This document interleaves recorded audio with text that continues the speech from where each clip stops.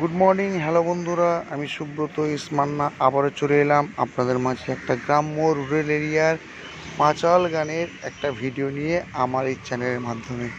তথাকথিত পৌরাণিক কাহিনী যে চাঁদ সওদাগরের বাণিজ্যের সঙ্গে মা মনসা দেবীর যে একটা বিবাদ ছিল, সেখানে বেহুলা লক্ষিন্দর যে লক্ষিন্দরকে সাপে কেটেছিল, সেই পাঁচাল গান আজও গ্রামের মধ্যে প্রচলিত আছে। তারই একটা ছোট্ট ভিডিও আমি আমার চ্যানেলের মাধ্যমে আপনাদের কাছে তুলে ধরছি। দেখুন, আপনাদের ভালো লাগবে। যদি ভালো লেগে থাকে তাহলে আমার চ্যানেলে নতুন নতুন ভিডিও পেতে একটা সাবস্ক্রাইব, লাইক দেবেন। শুনতে থাকুন সেই পাঁচাল গানের ভিডিও।